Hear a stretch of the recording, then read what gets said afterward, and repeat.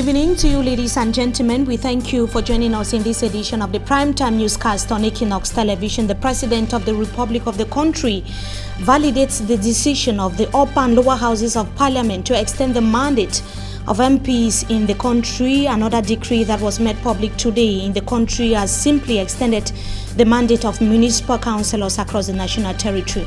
We'll tell you more in this edition of the news. Also ahead, we talk about elections. Cameroon that has indicated that the socio-political crisis in the two Anglophone regions of the country is not in any way going to perturb the holding of elections, especially in the conflict-hit parts of the northwest and the southwest regions of the country.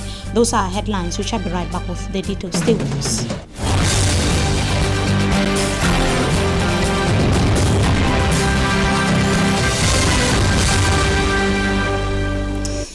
Good evening to you once again, ladies and gentlemen. We thank you so much for joining us in this edition of the Primetime Newscast on Equinoxe Television. Let's begin right away with the case of a child theft here in the economic capital, Douala, precisely at the Mbopi Baptist Hospital. Little Joshua that was stolen by unknown man who claimed to be the father of the baby. Thanks to security guards on duty, the baby was intercepted while the man has been detained by elements of the 6th Police District in the country's economic capital, Douala. Samanji Kangebru tells us more in this report.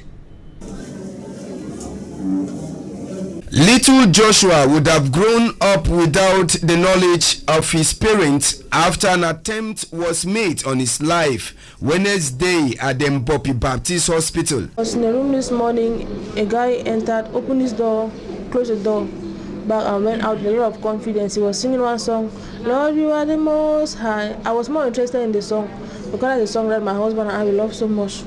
So the guy went to the next room and just considered that it was a cleaner here because he was wearing something dark. I did not suspect the guy. So I decided to go and bathe before I come back. But when I went to the bathroom, something told me to come back instead and take breakfast because the guy, this child ate a lot, he sucked a lot in the night. I took my flask and went to buy tea and bread. When I went outside, my spirit was really disturbed because I knew I was not supposed to leave the child alone.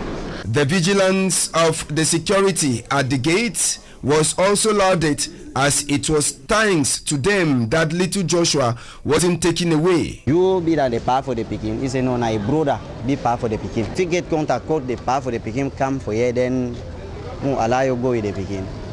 He said, you don't get phone, you don't get no contact. I said, okay, if you don't get contact, I'm saying no one, you don't get to go with this picking. See, the path for the picking will come. He said, let's even have a woman for pass or for Bonaberi for deeper life. No, not in the choices picking are your own. You don't get to cross, go with the picking. Bring back the picking. When your brother come for you, find you. You go show you who say you, the place you don't keep you, and if you go with the picking. Comfort, Joshua's mom tells us that even before the incident should occur, she wasn't comfortable as she went down to get some food. While standing there, something told me to turn left. When I turned left, I saw that the guy holding this baby. I could recognize the baby because of this dress, but I could not talk with a lot of certainty because these dresses are many. People buy them every day. And then also the child, the child was not putting on any cap.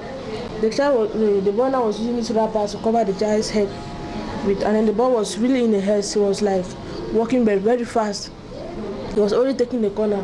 When the population was going on, I was crying. They were like, Mom, calm down, calm down. When I looked from afar, I saw that I'd already caught the guy, bringing the guy back with the baby on his hand. He was carrying the baby. And that was how I got back my child. Joshua, should be recalled, was born at 7 a.m. on June 10. And now we talk about victims of the Zeka train accident that are still to be rendered justice. Close to 2 years after the accident took place, the Zeka Court of First Instance hearing the case pitting the victims of the train accident and Camrai is still to decide on the verdict. It should be noted that the defense lawyers say that the accused is doing all it can to prolong the hearing as far as the case is concerned. Let's have the details in the following report following the hearing that took place yesterday in the central region of Cameroon. The Zeka Court of First Instance, Tuesday, July 10th, The scores of victims of the October 21st Ezeka train accident and lawyers are gathered, expecting the verdict of the case between them and Kamrai. But they meet another surprising twist, and the case is again postponed to August 8th, 2018. This is the 8th time hearing in the case is taking place, but it seems deliberations will start all over again, given that the accused suddenly presented new lawyers from France unannounced. The defense counsel says that it is a calculated strategy by Kamrai to retard the pronouncement of the verdict. Another issue raised by the accident victims and the lawyers is the absence of two key actors on the side of the accused: the train operator and one of the locomotive engineers who were absent in court Tuesday. Only 11 out of the 13 expected accused were present in court. The defense team is suspecting that they might have traveled abroad to prolong the hearing. Critics had contested official figures advanced by the government, which put the death toll at less than 100. According to them, hundreds of lives perished in the October 2016 disaster, and close to 2 years after, the affected families and individuals are still to be rendered justice. The defense team is hoping that the court is going to be ruling on the matter during the next hearing. And still in the central region of Cameroon, Elecam officials have maintained that the socio-political unrest rocking the northwest and the southwest regions of the country would not stop the holding of the presidential election come October 7th, 2018. According to the Assistant Directorate General of Elections Cameroon, the government would play its role in maintaining security and a hitch-free election. Our reporter Armstrong Fomisanda reports that Elecam is yet to begin receiving documents or files of the various aspiring candidates. His report. Presidential hopefuls and political parties in Cameroon are still to begin knocking the doors of the Directorate General of Elections Cameroon and regional branches to submit their files ahead of the October 7th presidential elections. As a partner strategic administration. At the Elecam head office in Yaoundé, officials are still mobilizing data and expecting documents from aspirants. To the Assistant Director General of Elecam, the holding of elections in the northwest and southwest region is a certainty. Qu'est-ce qui va empêcher qu'il y ait élection là-bas? C'est une question de sécurité. What will stop elections from taking place in that part of the country? It is the issue of security, and government will take all measures to ensure that elections hold in the northwest and southwest region. Les éléments qui permettront donc à l'État d'assurer la sécurité. Elections materials are also ready. The voters' registration closed, but the officials are still to make public the exact number of enrolled voters. Lorsqu'on inscrit, il faut consolider le fichier. Il faut faire le toilettage du fichier.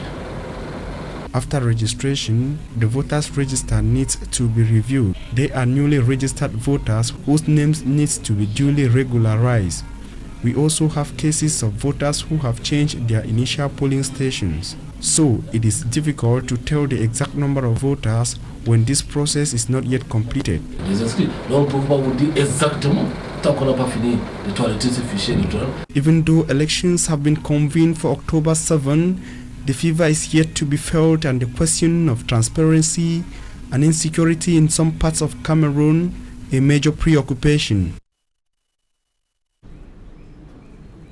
That is for me, Sanda, the reporting now. It was initially speculations and allegations, but the information is now confirmed.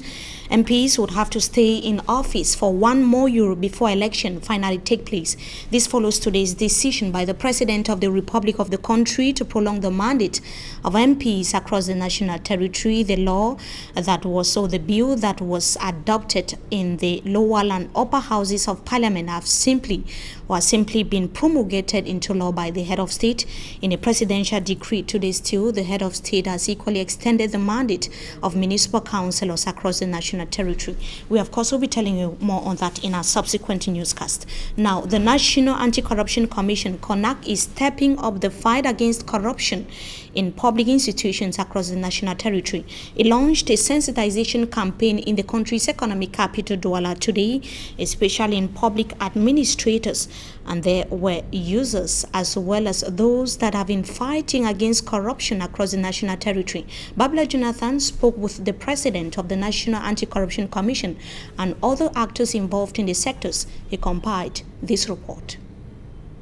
From the Littoral Governor's Office in Bonanjo through different public service institutions in Cameroon's economic capital, Douala, officials and down the line employees of the National Anti-Corruption Commission, Equinoxe, when preaching one message. We cannot progress, we cannot develop, we cannot build the country, we cannot build our structure if we continue with corruption. That's why we also decided to hang some indications showing that public service is free of charge. So we think that it is not a joke, and we think also that those who are civil servants must know that they are there so as to serve the country, so as to serve the public, so as to serve the nation, not to serve themselves.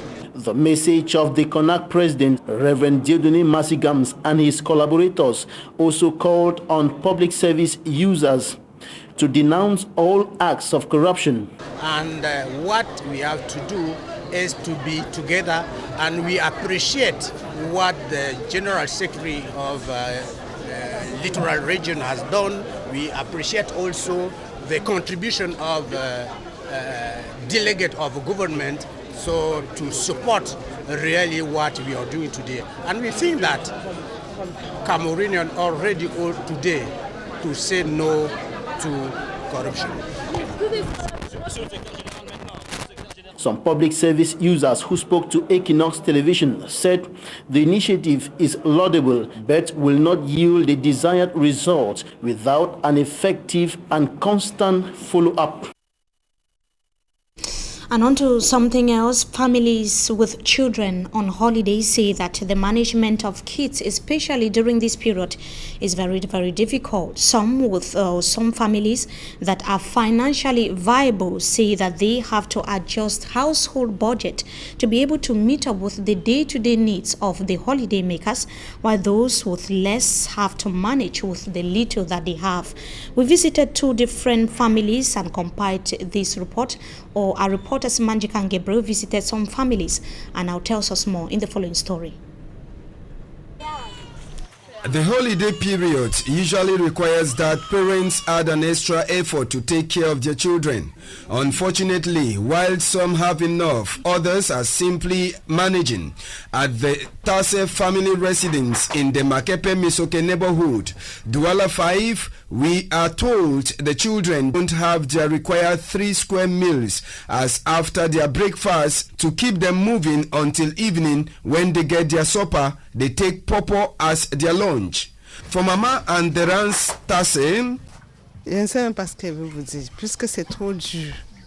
I don't even know what to tell you because things are very hard. We go out to work, but it's not moving. In fact, the country is very hard. Apart from the lack of 3 square meals, these children sit indoors throughout the day. At the Bonamusadi neighborhood, we fell on the Bambots family.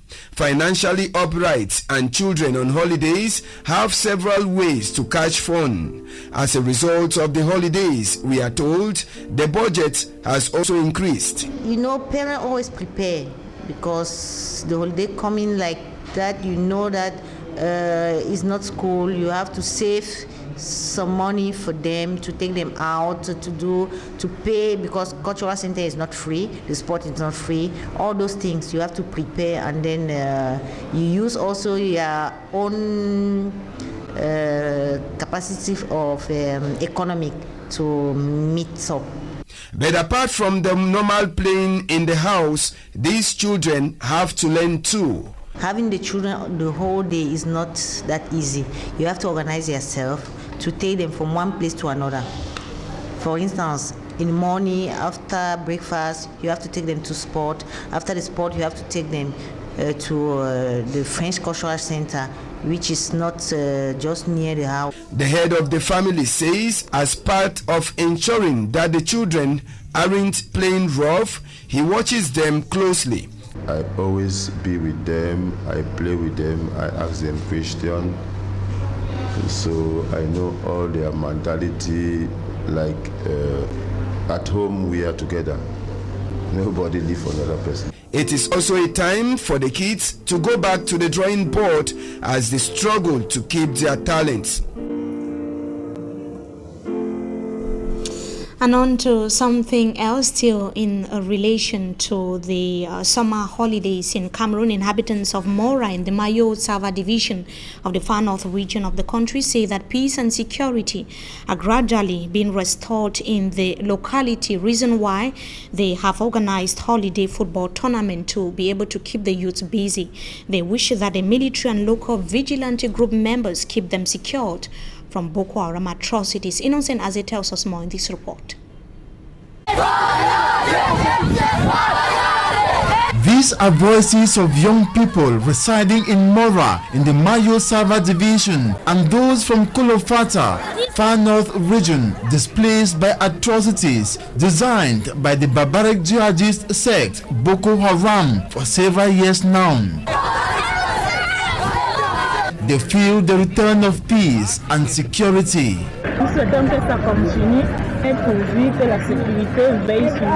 Hundreds of these youths can now engage in public activities deprived them for years, like football tournaments by Boko Haram.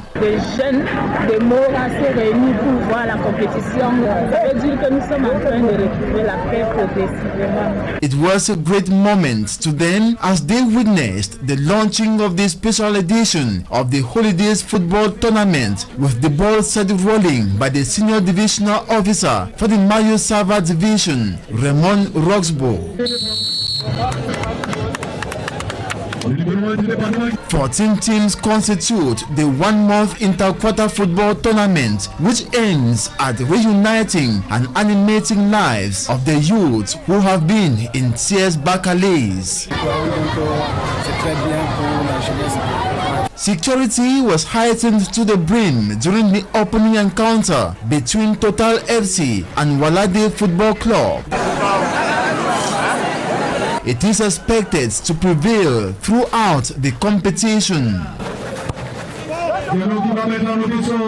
The military is on standby, as well as members of the local vigilante committee, with Madame Hawa, mother of 7 children, determined to fight back Boko Haram terrorists with her giant firearm for the safety of these youths and young players.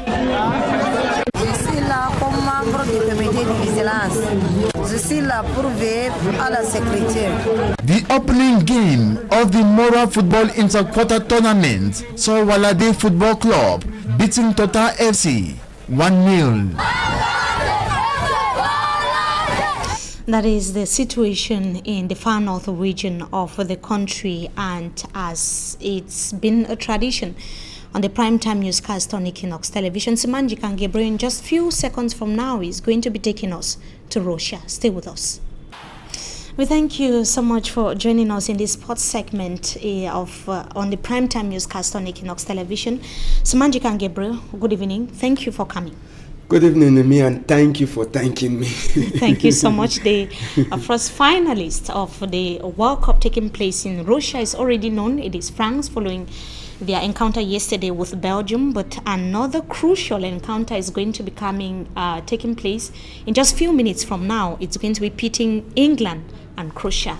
What are your expectations as far as this encounter is concerned? Well, it is the expectations that many people will be expecting. I can't really say that I'm expecting much, but just to know that this far we are praying for the best side to win the match of this evening. The best side of the competition is to win the encounter this evening, and maybe for us to go head to head between the two teams I'll be meeting in some few minutes time from now. That is Croatia and England. If we have to go head to head, we have England that have got an upper hand in terms of the victories over Croatia, their opponents of the day. Croatia has 2 wins this far and just 1 draw, that is including all international. So if we have to go back to record books, we want to say that England will definitely win the day, but that is not going to it's be uncertain because the game of football is unpredictable. We usually talk about records, and it is true that records that we see England is up, but without that we can actually say that the match will be decided on the pitch of play. And of course the strides of England so far, like you were indicating, at the World Cup tournament. Very good. And just to note, as you put it, England will be at the World Cup for a third time. That is the semi-finals for the third time. This evening will be the third time that are appearing at the level of the semi-finals. And from our table, you will see that England first of all played at the semi-finals of a World Cup in 1966, and they defeated Portugal by 2-1. And in 1990, the 1990 was the first, and 1966 was the last time they appeared at the semi-finals. So in 1990, it was against West Germany during regular play time, 1-1, when England finally lost to West Germany on penalty shootout, 4-3. And in 1966, that was the last time they appeared at the semi-finals, and that was the year England also won the cup, as they defeated their opponent Portugal by 2-1, because after the semi-finals they went ahead to win the trophy, and that was the only World Cup trophy that England is keeping till date. They are heading towards that. Many people think that history might be also on the side of English football this year, because the last time England won the World Cup, there were things that happened, and almost the same things are repeating themselves this year. We have for likes Chelsea finishing fifth in the English Premier League, a team like Burnley qualifying for the European stage, and Manchester City winning the title in England, and also Real Madrid also not picking up winning a European Champions. So all of these things are just happening just like as they happened in 1966. Many people are hoping that maybe this is the year for England to win the World Cup. Well, our fingers are crossed. We can't say that they are going to win. After this game of today, we'll see what will happen tomorrow. Fingers are crossed, of course. Just to note as well that Croatia has a good number of top players that England has to look out for. Yes, Croatia has 2 key players, but this evening we are going to talk about this guy. He is the captain of Croatia. They call him Luka Modric. He has scored 2 goals this far since the World Cup started, giving 1 assist. And in terms of accuracy in his shot, he has 40%. 83% pass accuracy. There is another danger man that they call Rakitic in terms of the Croatian national football team this evening. But notwithstanding that, Croatia will have a good up front. We have Perisic, we have Mandzukic, who are all of those persons that will lead the front of Croatia. But it should be noted, Mimi, that Croatia, if they qualify, it will be the first time they will be playing at a World Cup finals. They have never played a World Cup finals, and England, they have at least tasted. It was the same thing would have happened yesterday if Belgium defeated France. It would have been the first time that let me say Belgium and Croatia meet at the finals. The first time that 2 finalists are meeting that have never won the trophy. But the temperature was changed yesterday when France got a better part of Belgium yesterday.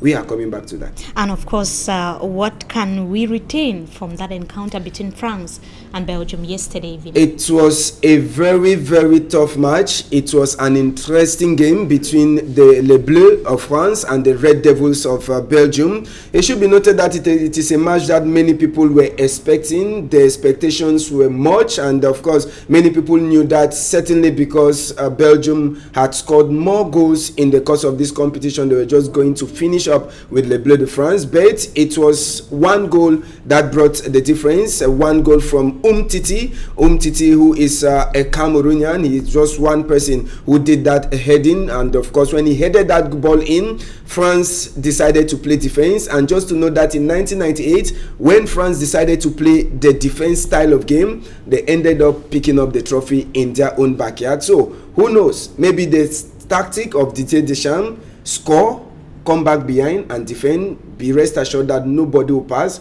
and that is the secret of France. That is how they defeated Belgium yesterday by 1-0. And another issue that caught my attention was the celebration. France celebrated as though they have won the competition. Yeah, you see, you could see the street of France. It was really, really a big day for the French men and of course French women supporters. all of them were on the street jubilating that the team has crossed to the finals. And just to note that France has now reached the finals of the World Cup 3 times. They are the only side that have attained this record since winning in 1998 and losing in 2006 to Italy, and of course now 2018. So France is the only country in 20 years that has appeared at the World Cup finals on 3 occasions. So I'm sure it was enough reason for their fans to jubilate. You know, their president Emmanuel Macron too was present at the St. Petersburg playground yesterday to support his guys. It was a good one.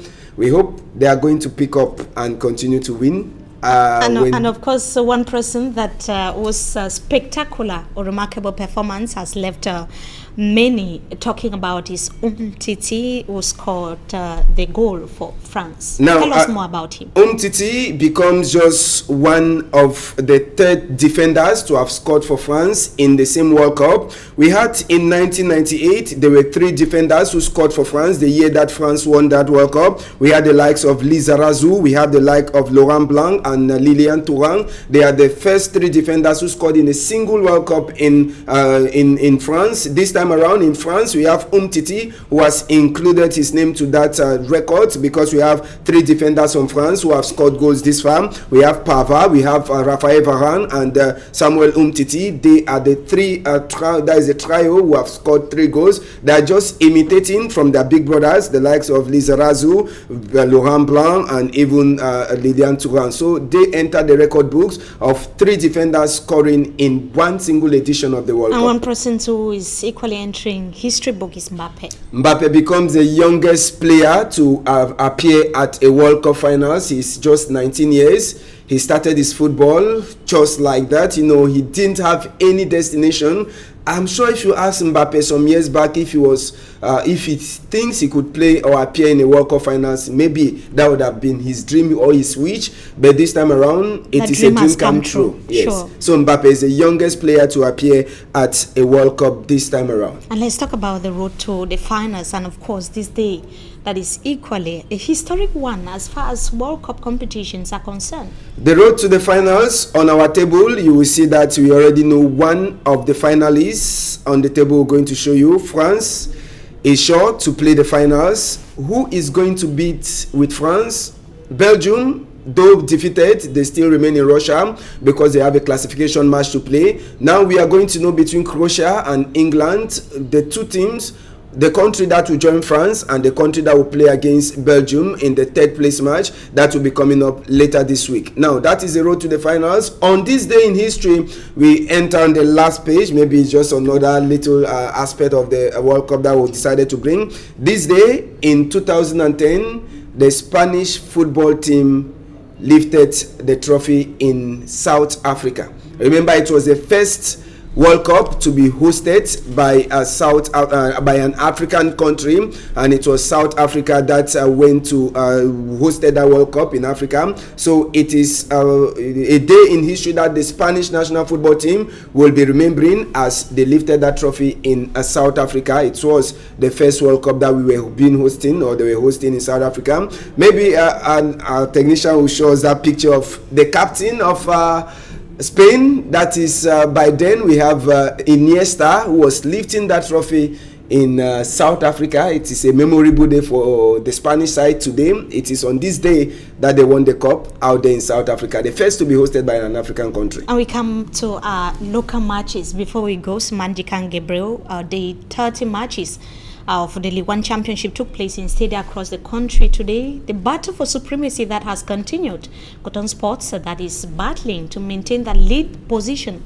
What do you have to say about the matches that took place today? Well, we were supposed to have some mathematical games today, but unfortunately it didn't work that way because a defeat for UMS of Loom and a victory for Cotton Sport this afternoon would have initially been clear, would have been clear that Cotton Sport is the champions of Cameroon some 4 days to the end of the championship. But unfortunately, or 5 days to the end of the championship, unfortunately, Cotton Sport rattled their opponents, Unisport, at home 4-0. But UMS also had a very nice game against Apaches. They were playing a 9-man Apaches in away in Yaoundé. UMS beat Apaches 2-0. So that gap is not still really distant. So Cotton Sport will need to win their next match, and expecting UMS to lose for them to see whether they can be crowned champions of Cameroon. But to know that they were good results, we have the likes of Yafut, or we have the likes of Colomda beat Fovo 1-0, Bambutu Stade Rena 1-1, Union of Douala and Feature or IS Fortuna, played a 2-2 tie, and Astra beat Dragon 2-0. So Cotton Sports remains top on the league table, even though they have the hopes that they are going to be the champions. We have 5 days to the end. That's supremacy. Yeah. And finally, we have the squabble, as many have put it, between the Cameroonian Football Federation and striker Njie Clinton, that has actually replied to the quarrel that was given or presented to him by the Cameroonian Football Federation, indicating that he was taken by surprise when a personal document that was given to him was found circulating on social media. He says that it is a privilege for him to carry or wear the jersey of the national football team. What do you have to say about that, the response of Njie Clinton, as far as the querulator of the Cameroonian Football Federation is concerned? I want to first of all say that he was very gentle in his approach, and he was very, very clear. And when we go through the reply or response of Njie Clinton to the letter, the quarrel letter he was giving, it was very clear that maybe he's innocent, and there's some little confusion there, because he claimed, or Njie, according to his response, he was with 5 Collins in the same room. So he's not even aware when 2 girls or ladies came up with the room and there was a squabble. As indicated in the letter. As indicated, yeah. So Njie Clinton is very clear. He says he's going to answer to the quarrel letter, but just to know that he's very, very happy to continue putting on the green, red, yellow colors of Cameroon. So I was very happy with his response. He was not so sarcastic to say that, after all,